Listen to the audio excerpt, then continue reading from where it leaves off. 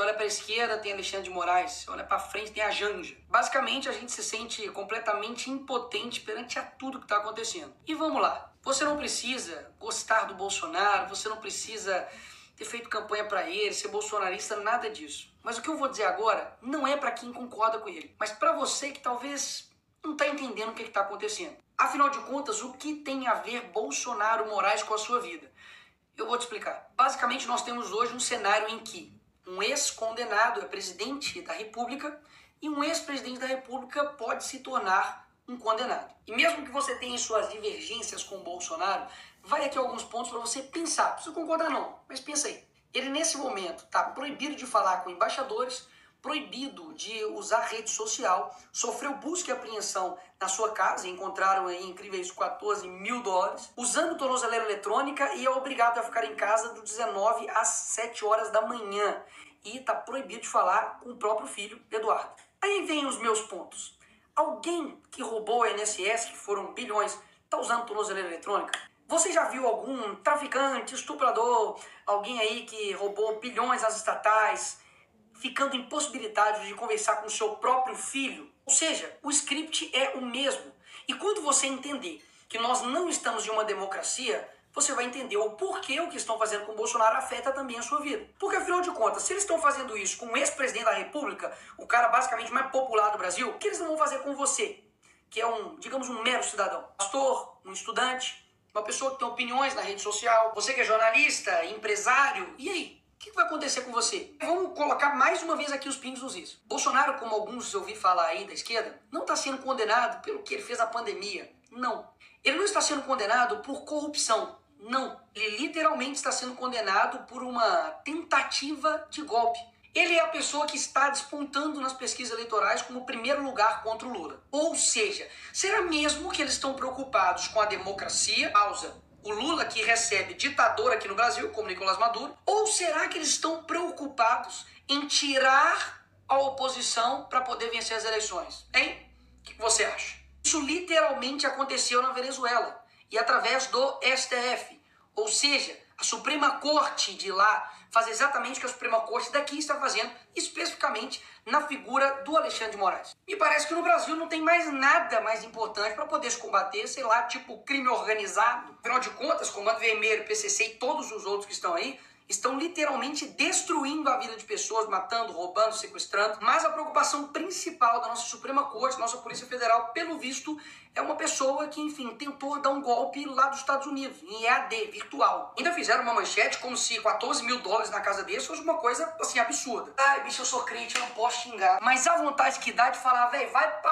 Porque nós tivemos agora, na história recente do Brasil, corruptos com malas e malas e malas de dinheiro na casa. E o que aconteceu com esses caras? É isso mesmo, nada. Pessoas que foram condenadas por 400 anos, como o Sérgio Cabral, tá agora sendo influenciador no Rio de Janeiro, gravando videozinho. Então, peraí, você não precisa gostar do Bolsonaro, não. Mas, pô, falar comigo que o que tá sendo aí possível de condenação dele, 43 anos de cadeia, é algo razoável? Fazer isso daqui com uma pessoa só porque aí tem vários indícios, possibilidades de golpe, que, convenhamos aqui, teve uma arma apreendida. As pessoas que estavam lá, sei lá, a faixa etária era de 50 a mais. É óbvio que é errado, já deixei claro várias vezes aqui, errado quebrar, errado depedrar, e as pessoas têm que pagar por isso. Agora, meter 17 anos em um cara que pegou lá a bola do Neymar autografada, 17 anos, galera. Você pode achar que isso é mentira, mas não, pesquisa aí, duvida do Nicolas. A Débora, que com um batom escreveu perdeu mané. Então essas mesmas pessoas que estão usando a palavra democracia para poder aplicar penas desproporcionais a cidadãos comuns que nunca cometeram um crime antes na vida deles, vão até a casa do Bolsonaro e quer pintar nele um crime de golpe de Estado. Sabe o que é golpe?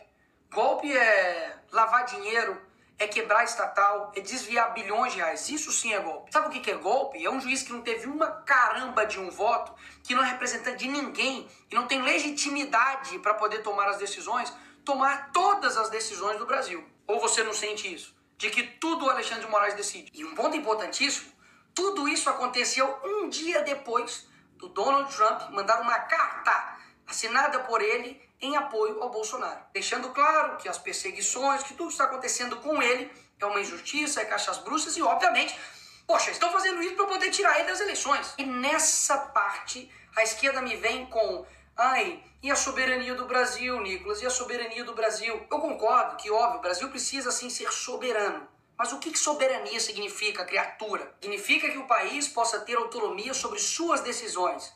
E até aí tudo bem. O Brasil está dando um exemplo de como não ser diplomático, né? Porque eu não sei se você sabe, mas os Estados Unidos não é uma economia que você pode falar, quer saber, não quero ver você. Porque antes da campanha, o Lula falava que com uma cerveja e uma conversa de bar resolveria uma guerra. E agora não está conseguindo resolver uma questão de tarifa. Só para lembrar aí.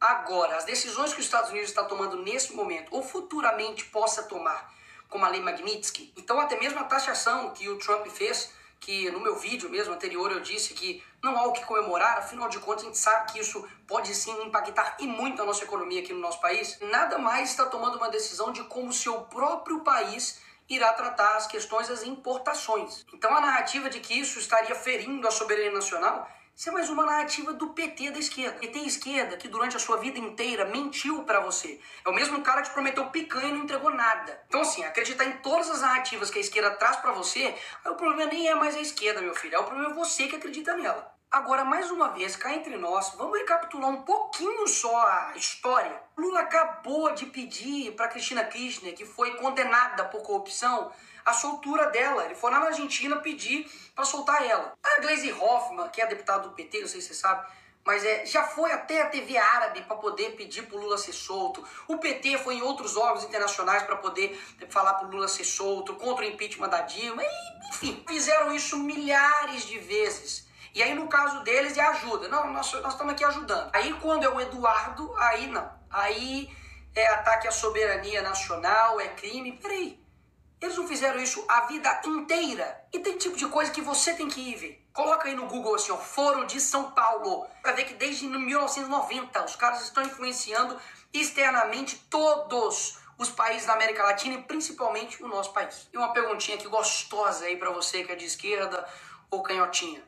Qual seria a sua reação se o Donald Trump, nesse exato momento agora, mandasse um avião aqui pro Brasil para poder buscar e resgatar Jair Bolsonaro? Fala pra mim a verdade, qual seria a sua reação? Ataque à soberania, pipipipopopó e não sei o quê, não é? Mas foi exatamente isso que o Lula fez com a ex-primeira-dama do Peru, que foi condenada por corrupção. Usou o seu dinheiro de pagador de impostos, usou o avião das Forças Armadas Brasileiras para poder ir lá e resgatar ela. Opa, peraí!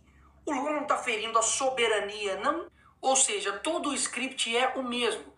Eles fazem a coisa errada, destroem o país, colocam a culpa no outro e depois criam um caos e depois se apresentam como a solução. Mas e aí, Nicolas, o que nós vamos fazer? Aqui você chega na parte final, mas não menos importante do vídeo. Não, nós não estamos vivendo em uma democracia. Então, vamos partir daí. Em uma democracia normal, o Senado iria colocar freios e contrapesos com o STF. O STF seria uma corte não política, mas uma corte que iria zelar pela nossa Constituição. E o Congresso iria elaborar suas leis, ver o que é melhor para o país e, enfim, também poder fazer emendas à Constituição para poder também frear os poderes dos outros demais poderes. Mas não é esse Brasil que a gente vive. Então esperar de mim ou dos outros deputados que a gente faça algo dentro da regra do jogo que irá mudar um jogo que eles não seguem a regra do jogo, é loucura imaginar essa forma. E eu tenho um exemplo aqui perfeito para poder te dar. No caso, por exemplo, do IOF, que houve um aumento de imposto pelo PT, claro, verdade, o Congresso viu isso e falou, vamos derrubar. E nós derrubamos. O que o Lula fez? Foi lá e derrubou a nossa decisão. O que nós fizemos? Fomos lá e derrubamos a decisão dele. O que o PT fez? Levou pro STF. Chegou no STF, o Moraes decidiu o quê? IOF, tá tudo bem, vai rolar. Ou seja, é como se eu fosse um jogador, fui lá no jogo, fiz 3 gols.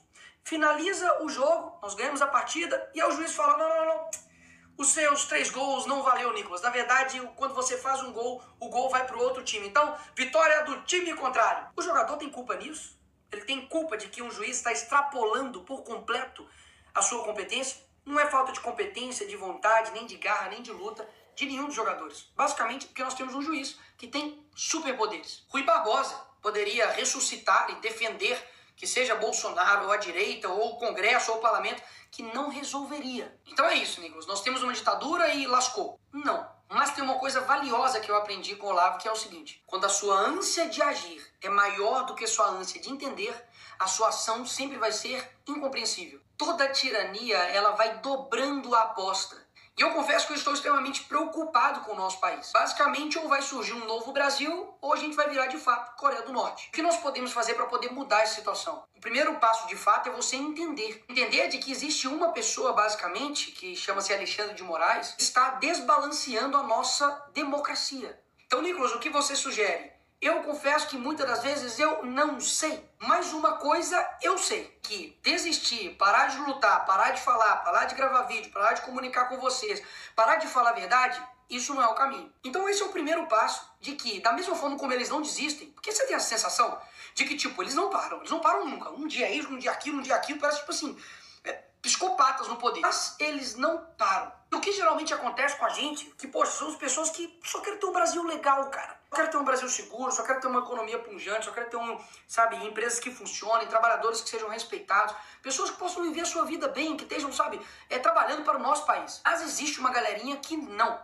Eles não querem que isso aconteça. E eu sei que esses caras não vão largar o osso, amigo. De qualquer jeito, eles vão até o fim. Mas a gente também precisa ir até o fim. E por fim, o ponto mais importante. Eu não tenho dúvidas que Deus não está com os olhos fechados para o que está acontecendo no nosso país. Existem nesse momento agora centenas de pessoas que choram, que estão distantes da família, que estão sendo perseguidos injustamente aqui no nosso país. E muita gente fica calada, muita gente não se move, usa isso como um jogo político para poder, enfim, lutar pelos seus interesses. Mas eu não tenho dúvidas que podem ter juízes com muito poder, mas eles não têm todo o poder. Então eu te chamo agora não somente para poder tomar ação naquilo que de fato seja necessário. Seja, por exemplo, ir para a rua, seja, por exemplo, compartilhar um vídeo, seja, por exemplo, fazer a política no seu dia a dia, alcançar pessoas que nós não alcançamos, mas principalmente para que você tome uma decisão individual de você, de fato, se tornar uma pessoa mais próxima de Deus, para você ter um caráter mais parecido com Jesus e, dessa forma, você mudar o seu país. Porque tudo que eles mais odeiam é um país que se aproxima de Deus, de verdade, não somente de fala, mas de verdade. E muitas das vezes, quando a gente vê tudo isso acontecendo, a última coisa que a gente faz é orar. A gente reclama, xinga, enfim, faz vídeo, faz um monte de coisa, mas a última coisa que a gente faz é apresentar isso para quem realmente está no comando de tudo. E eu quero lembrar vocês de que os hebreus ficaram 400 anos escravizados no Egito. Deus levanta Moisés, ele enfrenta Faraó, vem praga, o povo sofre, depois ele abre o Mar Vermelho e finalmente Faraó é derrotado e o povo é liberto. O que eu quero dizer com isso? É que existem coisas que a gente não tem condição de saber o que vai acontecer. Coisas que de fato são improváveis e que não estão no nosso controle. Mas o nosso dever é fazer o certo sem esperar que dá certo. Para melhorar, vai ter que piorar muito ainda. Mas eu quero muito saber como é a gente vencer esse pessoal. Você não tá com essa vontade também, não? Mas isso não depende de uma pessoa, de uma instituição, de um grupo somente, mas depende de todo mundo. Quando eu falo de todo mundo, é você que, enfim, tá aí, talvez vendo esse vídeo deitado na cama, ou tá vendo no ônibus, tá vendo no avião, enfim, não te conheço. Mas você é importante pra caramba nesse processo. Porque caso contrário, a gente realmente não vai conseguir. Porque pode ter certeza que um país que não sonha, ele não consegue atingir nada. A pessoa que para de sonhar, esquece, ela tá morta. Ter certeza que tem muita gente nesse país que tá com o coração verde e amarelo, louco para poder mudar as coisas. E essa hora vai chegar. Essa hora vai chegar. O sonho de um novo Brasil ainda tá vivo em mim. E eu não tenho dúvidas também que tá vivo em você. E pode ter certeza. O que tiver ao meu alcance, a gente vai estar fazendo. A minha voz é a sua. Enfim, não desista daí, que eu não também desisto daqui.